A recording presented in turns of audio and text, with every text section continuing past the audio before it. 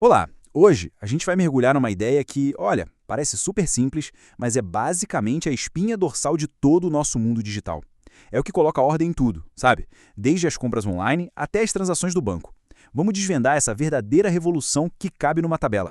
É só parar para pensar um pouquinho. A cada clique, a cada postagem, a cada compra que a gente faz, estamos criando mais e mais informação. É um oceano gigantesco de dados que não para de crescer, um volume absurdo de fatos sobre tudo e sobre todos. E aí vem a grande pergunta, né? Com tanta informação assim, como é que se evita que tudo vire um caos completo? Como a gente consegue achar o que precisa na hora que precisa?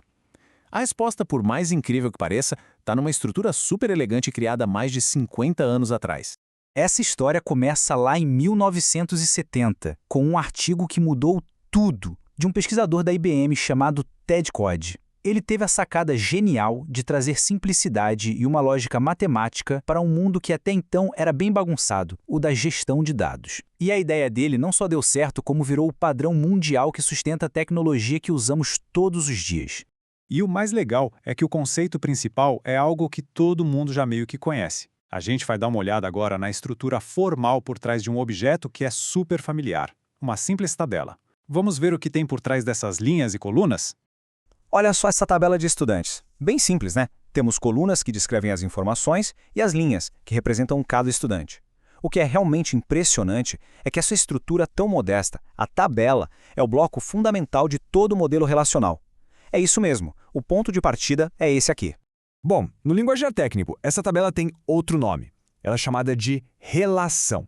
É só isso, um nome mais chique para algo que a gente já entende. E um banco de dados inteiro é basicamente uma coleção de várias relações como esta. E as colunas, tipo nome ou CPF? O nome oficial para elas é atributo. Um atributo é o que define o tipo de dado que vai em cada coluna para cada registro. É como se fosse o título daquela coluna. E para fechar, cada linha que tem todas as informações de um único estudante, o nome formal para isso é tupla. Cada tupla é um fato completo ali no nosso banco de dados. Então, guardem aí. Relações, atributos e tuplas. Fácil, né? E aqui vem um detalhe muito importante que diferencia uma relação de uma planilha qualquer. A ordem das tuplas, ou seja, das linhas, não importa nem um pouco. Uma relação é como um conjunto matemático onde a ordem não faz diferença. Não existe primeira linha ou última linha. Isso é essencial para a flexibilidade do modelo.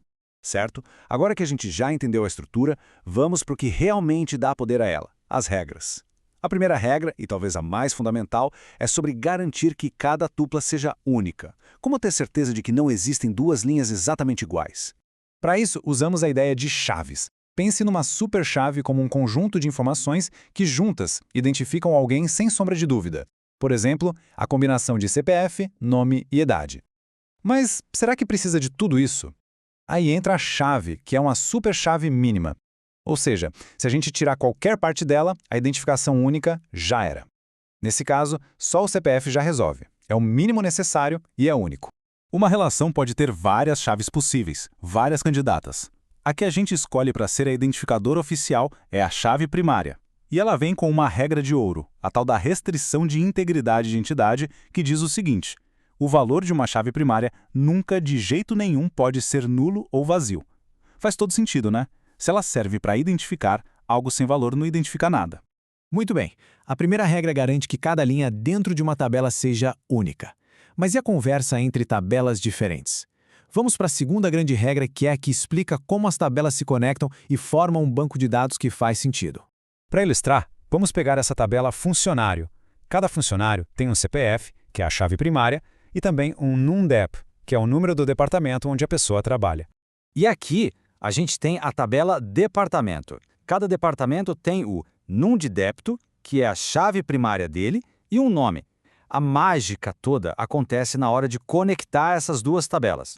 E aqui dá para ver direitinho como essa ligação funciona. O atributo NumDep na tabela funcionário ganha o nome de chave estrangeira. E a regra, chamada de integridade referencial, é clara. Qualquer número que for colocado na coluna NumDep precisa obrigatoriamente existir como NumDepto lá na tabela departamento. É como se fosse uma ponte entre as duas. Essa ponte garante que nunca vai ter um funcionário alocado num departamento fantasma. A consistência total. E o ponto é que essa regra não vale só na hora de inserir dados, ela protege o banco de dados o tempo todo. Por exemplo, o que aconteceria se alguém tentasse apagar o departamento de pesquisa, sendo que tem funcionários trabalhando lá? O sistema simplesmente não deixa a bagunça acontecer. Existem algumas opções. A padrão é restringir, que barra a exclusão na hora. Outra é cascata. Apaga o departamento e, junto, todos os funcionários ligados a ele. Ou, ainda, definir nulo, que apaga o departamento e deixa o campo NumDep dos funcionários vazio. O mais importante é que a integridade dos dados está sempre garantida. E assim a gente chega ao fim da nossa análise. Fica a pergunta, por que uma ideia lá de 1970 continua sendo tão importante, tão fundamental nos dias de hoje? A resposta está toda aqui. A beleza desse modelo é a uniformidade. Tudo, não importa se são pessoas, produtos ou as conexões entre eles, tudo é representado do mesmo jeito, como uma relação, uma simples tabela. E essa simplicidade é o que o torna tão poderoso. É essa combinação que é a chave de tudo. A gente pega uma estrutura que é ridiculamente simples, a tabela, e aplica nela um conjunto de regras bem rígidas sobre identificação e sobre ligações. O resultado, um sistema que traz ordem, consistência e uma confiabilidade absurda. Não importa o quão complexos os dados sejam. E isso nos deixa como a última reflexão.